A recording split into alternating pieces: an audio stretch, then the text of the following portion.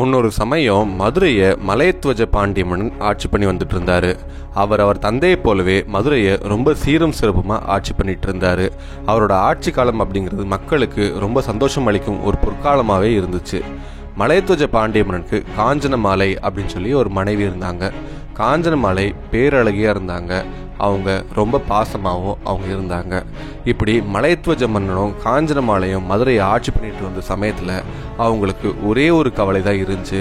என்ன அப்படின்னா, அவங்களுக்கு குழந்தை பேரு அப்படிங்கிறது இல்லை.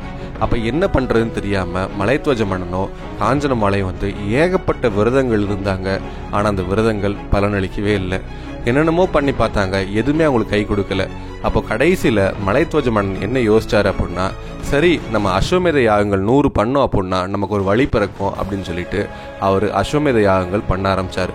99 அஸ்வமேத யாகங்கள் முடிஞ்சு அவர் 100வது அஸ்வமேத யாகம் பண்ண போகிறப்போ இந்திரதேவன் அந்த இடத்துல காட்சி கொடுத்தாரு. அப்போது மன்னனை இந்த யாகம் பண்ணாத, இதை நிறுத்திடு அப்படின்னு சொல்லி அவர் தடுக்கிறாரு. மன்னனுக்கு ஒன்றுமே புரியலை.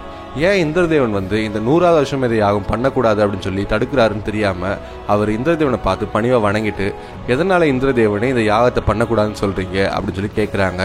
அப்போ இந்திரதேவன் மலையத்வஜ மன்னனை பார்த்து கேட்குறாங்க, பாண்டியனே நீ எதுக்காக இந்த அஸ்வமேத யாகம் பண்ணிட்டு இருக்க? 100வது அஸ்வமேத யாகம் பண்ணோம் அப்படின்னா என்னோட இந்திர பதவி பறிபோயிடும். நீ எதுக்காக இந்த யாகத்தை பண்ணுற அப்படின்னு சொல்லி கேட்குறாங்க. அப்போ பாண்டிய மன்னன் ரொம்ப பணிவா இந்திரதேவனை பார்த்து சொல்கிறாங்க, எனக்கு இந்திர பதவி மேலாம் ஆசை கிடையாது. என் குலம் போங்க, எனக்கு ஒரு புத்திர பேர் வேணும். அதனால தான் நான் இந்த யாகம் பண்ணிட்டு இருக்கேன் அப்படின்னு சொல்லி சொல்கிறாங்க. அப்போ இந்திரதேவன் சொல்கிறாங்க, உனக்கு குழந்தை பேர் வேணும் அப்படின்னா நீ பண்ண வேண்டியது அஸ்வமேத யாகம் கிடையாது, புத்திர காமேஷ்டி யாகம் அப்படின்னு சொல்லிட்டு அவர் மறையவும் செய்கிறாரு.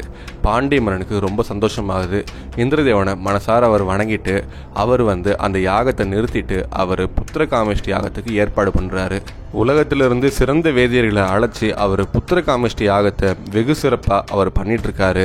அப்படி இந்த யாகம் பண்ணிட்டு இருந்த சமயத்தில் காஞ்சனமாலையும் மலையத்வஜ மன்னனும் அங்கே அமர்ந்திருந்தாங்க. அப்போ திடீர்னு பார்த்தோம் அப்படின்னா அந்த யாக குண்டத்திலிருந்து ஒரு அழகான 3 வயது பெண் குழந்தை அந்த யாக குண்டத்திலிருந்து வெளியே வராங்க. அது காஞ்சனமாலையை பார்த்த உடனே வேக வேகமாக அந்த குழந்தை ஓடி போய் காஞ்சனமாலையோட மடியில் அமர்ந்து காஞ்சனமாலையை கட்டி தழுவவும் செய்கிறாங்க. காஞ்சனமாலை கண்ணெல்லாம் நீர் பெருக்கு எடுத்து ரொம்ப சந்தோஷப்பட்டு அந்த குழந்தைய வாரி அணைச்சிக்கிறாங்க. அப்போ ஒரு சமயம் அந்த குழந்தைய உற்று பார்க்குறாங்க. பார்த்த உடனே காஞ்சனமாலையோட சந்தோஷம் எல்லாமே அப்படியே வாடி போகுது. என்னன்னு சொல்லி பார்த்தோம் அப்படின்னா, இந்த பெண் குழந்தைக்கு 3வது மார்பகம் அப்படின்னு சொல்லி இருந்திருக்கு. இதை பார்த்த உடனே காஞ்சனமாலை ஒரே குழப்பத்தோடு இருந்திருக்காங்க. இந்த குழப்பத்தோடு இருந்த காஞ்சனமாலைக்கு திடீர்னு ஒரு அசரீரி சத்தம் கேட்குது. இதை கேட்ட உடனே காஞ்சனமாலை யோசிக்கிறாங்க, ஆஹா தெய்வீக குரல் எங்கிருந்து கேட்குது அப்படின்னு சொல்லி அவங்க பார்க்குறாங்க.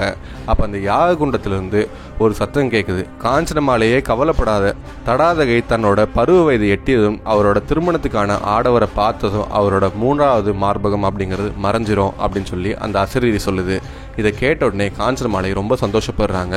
அப்போ மலையத்வஜ மன்னன் தெய்வீக குரலால் இந்த குழந்தைய தடாதகை அப்படின்னு சொல்லி கூப்பிட்டதுனால இந்த குழந்தைக்கு தடாதகை அப்படின்ற பேர் கொடுக்கலாம் அப்படின்னு சொல்லிட்டு அந்த குழந்தைக்கு அந்த பேரையே சூட்டி 2 பேரும் ரொம்ப சந்தோஷப்பட்டாங்க. காஞ்சனமாலை தன்னோட மகளான தடாதகையை ரொம்ப பாசத்தோட அவங்க வளர்த்து வந்தாங்க.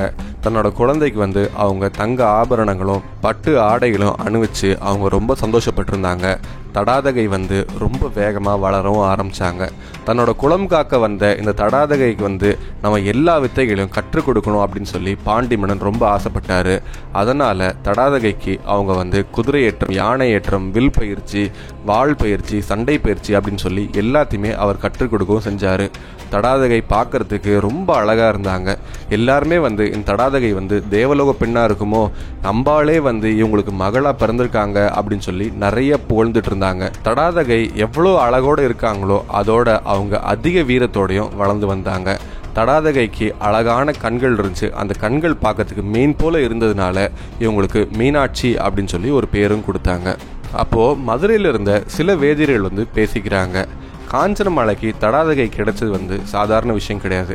அந்த அம்பாலோட சொரூபமாகவே மீனாட்சி இருக்காங்க. மீனாட்சி காஞ்சனமாலைக்கு மகளாக கிடைச்சதுக்கு ஒரு முக்கியமான காரணம் இருக்குது. அது என்ன அப்படின்னா, காஞ்சனமாலையோட முன்ஜென்ம புண்ணியந்தான் அப்படின்னு சொல்லி சொல்கிறாங்க. அப்படி காஞ்சனமாலை பூர்வ ஜென்மத்தில் என்ன பண்ணாங்க, அந்த அம்பாளே மீனாட்சியே காஞ்சனமாலைக்கு மகளாகிறதுக்கு என்ன காரணம் அப்படிங்கிறப்ப தெரியணும் அப்படின்னா இந்த வீடியோ ஸ்கிப் பண்ணாமல் முழுசாக பாருங்கள்.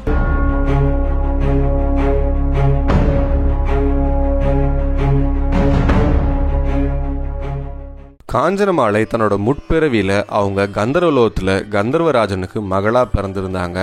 அவங்களுக்கு அப்போது என்ன பேர் அப்படின்னா வித்யாவதி அப்படின்ற பேரும் இருந்துச்சு. வித்யாவதியாக இருந்த காஞ்சனமாலை பார்க்கறதுக்கு மிகப்பெரிய அழகியாக இருந்தாங்க. அவங்க கந்தர்வலோகத்தில் அவங்க இசை அமைச்சாங்க அப்படின்னா அதுக்கு மயங்காதவங்களே கிடையாது. இப்படிப்பட்ட பேரழகியாகவும் இப்படிப்பட்ட திறமைசாலியாக இருக்கக்கூடிய இந்த வித்யாவதி அவங்களுக்கு உலக வாழ்க்கை வெறுத்து அவங்க எந்நேரமும் ருத்ராட்சத்தை தன்னோட நகைகளை அணிஞ்சு அவங்க வாசனை திரவியங்களை வெறுத்து அவங்க விபூதியை மட்டுமே பூசிக்கிட்டு அவங்க அம்பாள் மேல அலாதி பக்தியோட இருந்தாங்க. அப்படி இருக்கையில வித்யாவதிக்கு ஒரு நாள் ஒரு ஆசை ஏற்பட்டுச்சு. தை மாத பிறப்பன்று நம்ம கடம்பவனத்துக்கு போனோம், அங்கே அம்பாளை வழிபட்டு அம்பாளை எப்படியாவது தரிசிச்சு ஆகணும் அப்படின்னு சொல்லிட்டு தன்னோட தந்தையான விஸ்வாவசு மன்னர்கிட்ட அவங்க அனுமதி கேட்குறாங்க. அவரும் அனுமதி கொடுக்கவும் செய்கிறாரு. இதனால ரொம்ப சந்தோஷப்பட்ட வித்யாவதி நேராக கடம்பவனத்துக்கு போய் முதல்ல குளத்தில் நீராடிட்டு விநாயகர் பெருமானை துதிக்கவும் செய்கிறாங்க. அதுக்கப்புறம் அவங்க 108 புண்ணிய தீர்த்தங்கள்லேருந்து கொண்டு வந்த தீர்த்தத்தால் அம்பாளுக்கு அபிஷேகம் பண்ணி ஆராதனை காட்டி அவங்க சந்தனத்தாலையும் பன்னீராலையும் வாசனை திரவங்களாலையும் மனம் கூட்டி அதுக்கப்புறம் அவங்க தங்க ஆபரணத்தாலையும் பட்டு ஆடைகளாலையும் அம்பாளுக்கு அவங்க அலங்கரிக்கவும் செய்கிறாங்க. இதுக்கப்புறம் அவங்க தினமும் 1008 நீல நிற மலர்களால் அவங்க அர்ச்சனை பண்ணி அவங்க மாலைகள் போடவும் செய்கிறாங்க.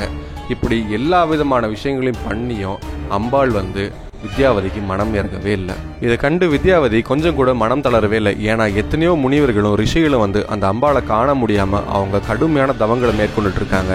அப்படிங்கிறப்போ நம்ம இதுக்கெல்லாம் மனம் தளரக்கூடாது அப்படின்னு சொல்லிட்டு வித்யாவதி அவங்களும் தவத்தை மேற்கொள்ள ஆரம்பித்தாங்க. முதல் மாதம் ஒரு வேளை மட்டும் உணவு அருந்தி அவங்க அம்பாளை வேண்டிட்டு இருந்தாங்க.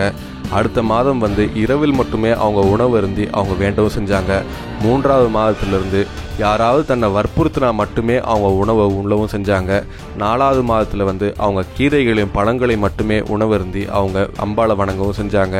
5வது வாரங்கள் அவங்க எள்ளு புண்ணாக்கு மட்டுமே உணவாக உண்டு அவங்க அம்பாளை வணங்கவும் செஞ்சாங்க. 6வது மாதத்தில் அதையும் குறைச்சி பார்த்தாங்க. வித்யாவதிக்கு எந்த ஒரு பலனும் ஏற்படல. அம்பாள் காட்சி கொடுக்கவும் கிடையாது. இதனால் வித்யாவதி கொஞ்சம் கூட மனம் தளராமல் அவங்க விரதத்தை அவங்க தொடரவும் செஞ்சாங்க. 7வது மாதத்தில் அவங்க பால் மட்டுமே உண்டுட்டு இருந்தாங்க. 8வது மாதத்தில் அவங்க வெறும் நீரை மட்டுமே அருந்தினாங்க. 9ஆம் மாதத்தில் அவங்க புல்லில் இருக்கக்கூடிய நீரை மட்டுமே அவங்க உணவாக அருந்திட்டு இருந்தாங்க. 10வது மாதத்தில் அவங்க காற்றை மட்டுமே அவங்க உணவாக எடுத்துகிட்டு இருந்தாங்க.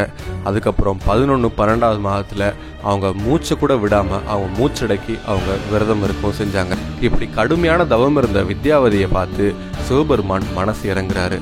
அப்போது அம்பாளை பார்த்து சிவபெருமான் சொல்கிறாங்க, உன்னோட பக்தையான இந்த வித்யாவதி இவ்வளோ கடுமையான தவங்கள் பண்ணிட்டு இருக்காங்க, அவங்களுக்கு நீ மனம் இறங்கணும், அவங்க முன்னாடி நீ காட்சி கொடுக்கணும் அப்படின்னு சொல்லி சிவபெருமான் பார்வதியை பார்த்து சொல்கிறாங்க. அப்போ பார்வதி சரி என்னோட பக்தைக்கு நான் காட்சி கொடுத்து அவங்க கேட்குற வரத்தை நான் கொடுக்க போகிறேன் அப்படின்னு சொல்லி அவங்க கிளம்புறாங்க. அப்போ சிவபெருமான் பார்வதியை பார்த்து சொல்கிறாங்க, உன்னோட பக்தை எந்த ஒரு எதிர்பார்ப்பும் இல்லாமல் உன்னை காண்றது மட்டுமே அவங்க குறிக்கோளாக இருந்து அவங்க இவ்வளோ கடுமையான தவங்கள் இருக்காங்க, உன் மேலே ஒரு குழந்தை பாசம் கொண்டிருக்காங்க.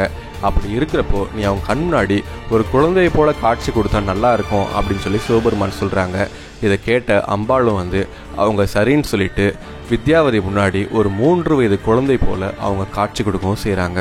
வித்யாவதியை பார்த்த உடனே அம்பாள் வித்யாவதி கிட்ட சொல்கிறாங்க, மகளே உன் பக்தியை பார்த்து நான் ரொம்பவே வியப்படைஞ்சிருக்கேன், ரொம்ப சந்தோஷப்பட்டிருக்கேன், உனக்கு என்ன வரங்கள் வேணுமோ கேள் அப்படின்னு சொல்லி சொல்கிறாங்க. வித்யாவதிக்கு அம்பாளை பார்த்த உடனே அவங்களுக்கு கையும் ஓடல காலும் ஓடல. அவங்க பணிவாக வணங்கிட்டு அவங்க சொல்கிறாங்க, மிகப்பெரிய மகான்களும் ரிஷிகளும் உங்களை காணணும் அப்படின்னு சொல்லி யுகங்கணக்கில் அவங்க தவம் இருக்காங்க, அவங்களுக்கெல்லாம் மனம் இறங்காமல் என் முன்னாடி எனக்கு காட்சி கொடுத்து எனக்கு மனம் இறங்கியிருக்கீங்க, இதுவே எனக்கு மிகப்பெரிய பாக்கியம் அப்படின்னு சொல்லி அவங்க ரொம்ப சந்தோஷப்படுறாங்க. அந்த சமயத்தில் அம்பாள் கேட்குறாங்க, மகளே உனக்கு என்ன வரம் வேண்டும் கேள் அப்படின்னு சொல்லி கேட்குறாங்க. அப்போ வித்யாவதி அம்பாளை உற்று கவனிக்கிறாங்க. அவங்க 3 வயது குழந்தை போல ரொம்ப அழகா மஞ்சள் நிற பட்டுப்பாவாடை அணிஞ்சு அவங்க தங்க ஆபரணங்களால் அலங்கரிக்கப்பட்டு அழகான கண்களோட அவங்க நின்றுட்டு பார்த்த உடனே வித்யாவதி அம்பாளை பார்த்து பணிஞ்சு கேட்குறாங்க, தாயே நீ எனக்கு காட்சி கொடுத்த இதே உருவத்தோட எனக்கு நீ மகளா வரணும், உன்னை நான் கட்டி தழுவி உன்னை கொஞ்சவும் செய்யணும், அப்படிப்பட்ட வரத்தை எனக்கு கொடுங்க அப்படின்னு சொல்லி கேட்குறாங்க. அம்பாளும் அப்படியே ஆகட்டும் அப்படின்னு சொல்லி அவங்க மறையவும் செய்கிறாங்க. இப்படி வித்யாவதியாக இருந்த இந்த கந்தர்வ பெண் தான் அடுத்த பிறவியில் மதுரையில் அவங்க காஞ்சன மாலையாக பிறந்திருக்காங்க.